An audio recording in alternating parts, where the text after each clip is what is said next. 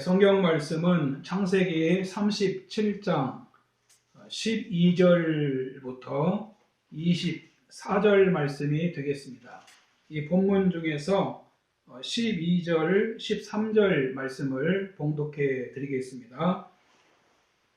그의 형들이 세겜에 가서 아버지의 양떼를 칠 때 이스라엘이 요셉에게 이르되 네 형들이 세겜에서 양을 치지 아니하느냐 너를 그들에게로 보내리라. 요셉이 아버지에게 대답하되 내가 그리하겠나이다. 이 본문 말씀을 가지고 요셉의 효도라는 이런 제목으로 함께 은혜를 받기를 원합니다. 오늘은 어버이 주일입니다. 종교개혁자 루터는 부모들은 이 세상에서 하나님의 대리자들이다라고 말했습니다.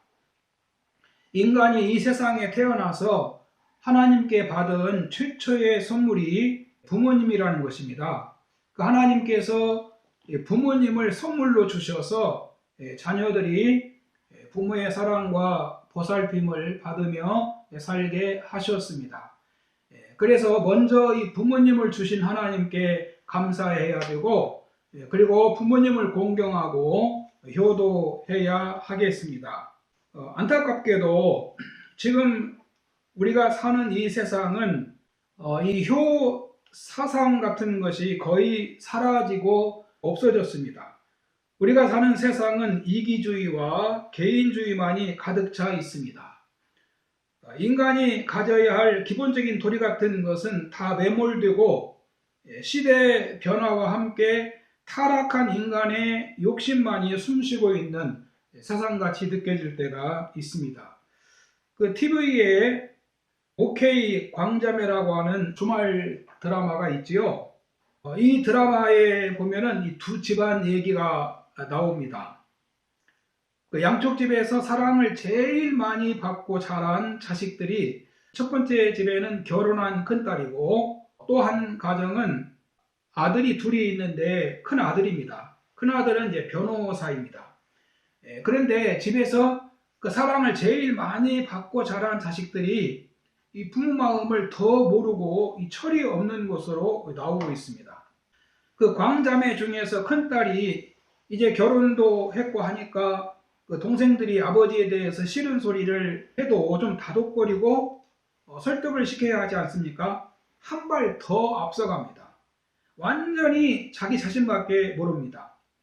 또 다른 가정의 큰아들은 어떻습니까? 아버지는 그 아들만 아들로 여깁니다. 변호사가 되었거든요. 둘째 아들은 실패작으로 생각을 합니다. 그렇지만 그 큰아들은 자기 결혼식 날 아버지가 창피하다고 오지 말라고 합니다. 출세하니까 아버지를 붙여주지 않는 그런 모습을 볼 수 있습니다. 오늘은 어버이 주일입니다. 요셉을 통해서 부모님께 효도하는 길이 뭔지 말씀을 통해서 잠깐 은혜를 나누고자 합니다. 첫 번째는 순종하는 요셉입니다. 요셉은 아버지에게 순종하는 아들이었습니다.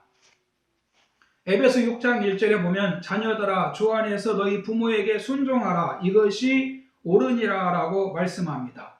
이 순종이라고 하는 말은 어떤 말을 따를 자세가 되어 있는 것을 뜻하는 단어입니다. 즉 아랫사람이 어떤 권위 있는 윗사람을 대하는 자세를 말합니다.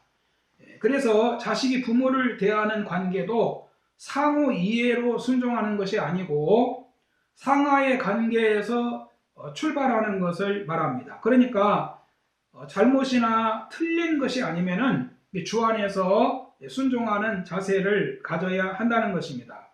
이 본문에 보면은 요셉은 대단히 어려운 순종을 합니다.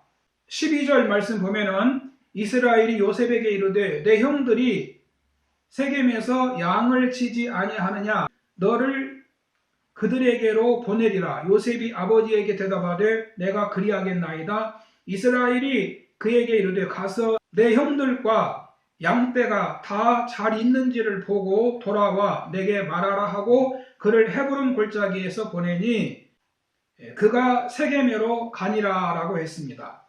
야곱은 그 세겜 땅으로 양을 치러 간 이 자식들로부터 좀 기간이 지났는데 소식이 없으니까 염려가 된 것 같습니다.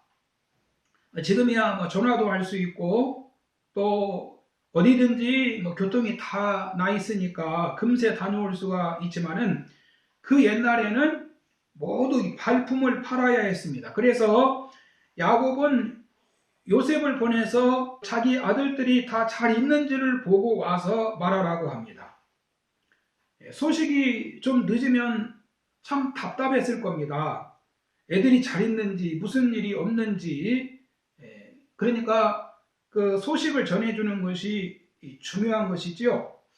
아침에 나가면은 저녁에 들어온다거나 또 양을 치러 가면은 뭐 5일이 걸린다든지 10일이 소요되는 나름의 그 날짜 계산이 있을 거 아닙니까?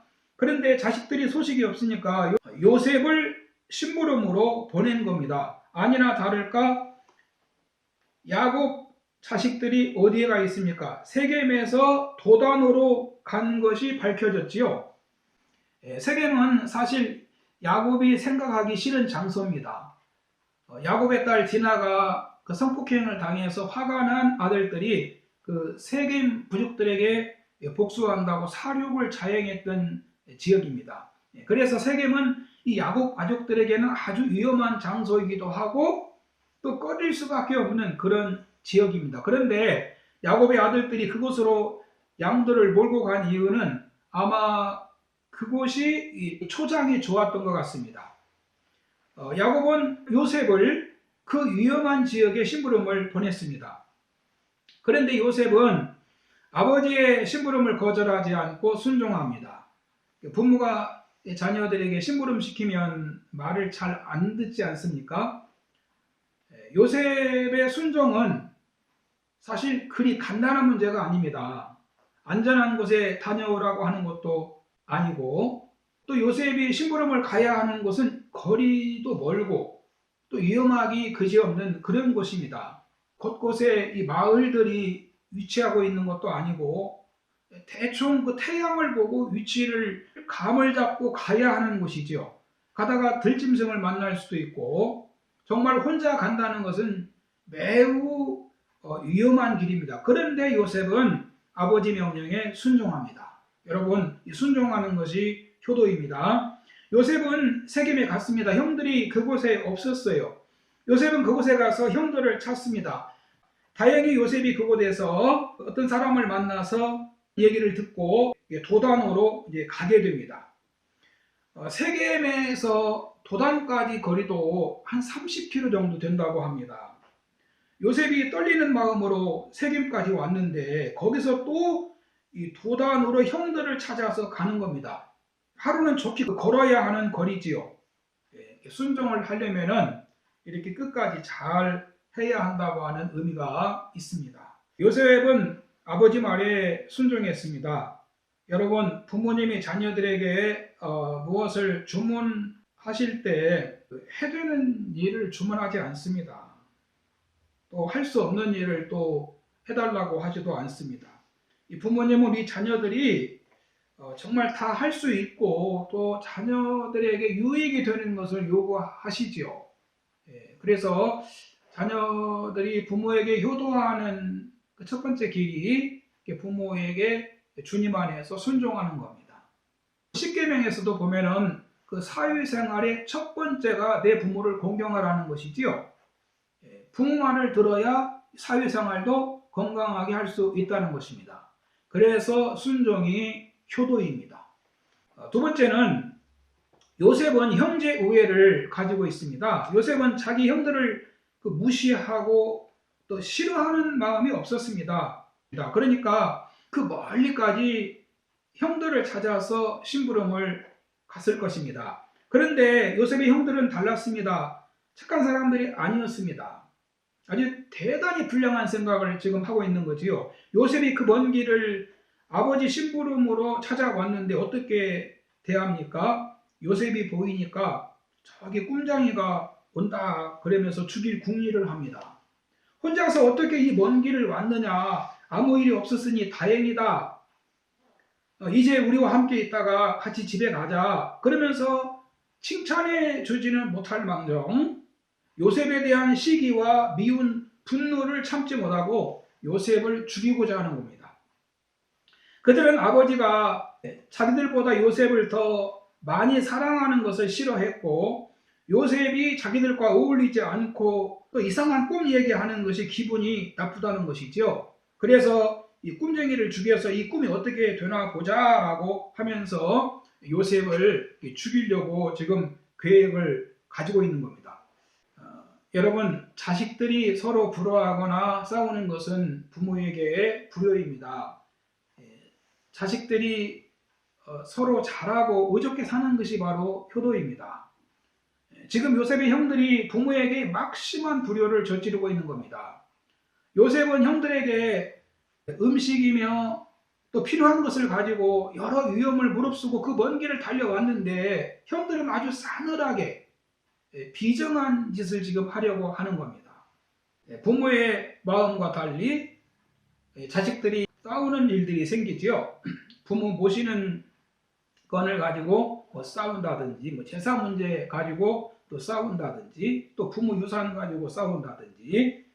그래서 지금은 자식들이 싸우지 못하도록 유산이 많은 부모는 변호사를 통해서 유언을 남겨놓기도 한답니다. 그런데 야곱의 아들들은 지금 씻을 수 없는 죄를 짓고 있어요. 요셉의 옷을 벗기고 묶어서 애굽으로 들어가는 장사치들에게 노예로 팔아버립니다. 그리고 그들이 나중에 집으로 돌아올 때 요셉의 채색 옷을 흙에 묻히고 찢고 피를 묻혀가지고 돌아오지요. 아버지가 요셉이 보이지 않는다고 그러니까 그들이 이제 거짓말로 이렇게 둘러붙이지요.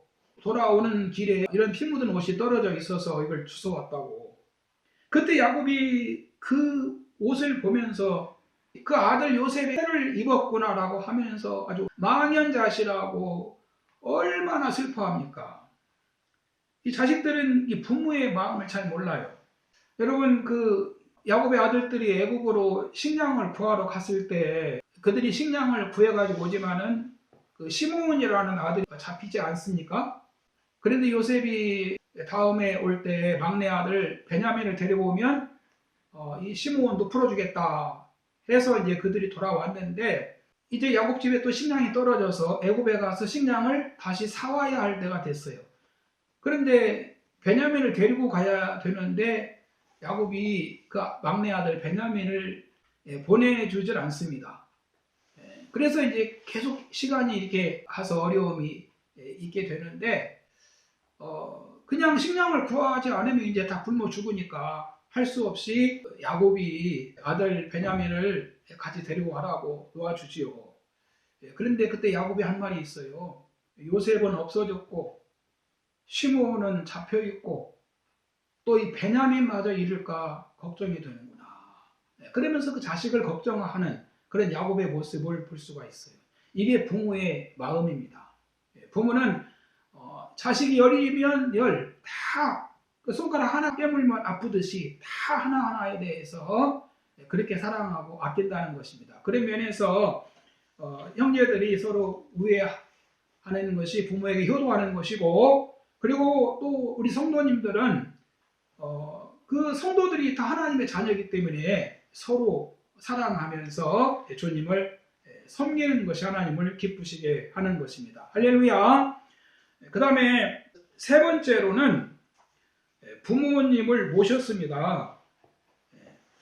그 반포지효라는 말이 있습니다. 이 반포지효라는 말이, 반포라는 말은 돌이킬 반 먹일 포, 돌이켜 먹인다는 그런 뜻입니다. 이 말은 그 까마귀가 새끼를 낳으면 60일 동안 먹이를 물어다가 먹인답니다. 그리고 새끼 까마귀가 자라면 또 반대로 새끼가 60일 동안을 어미에게 먹이를 물어다 주어서 길러준 은혜에 보답한다는 것에서 그 반포지효라는 말이 유래했다고 합니다.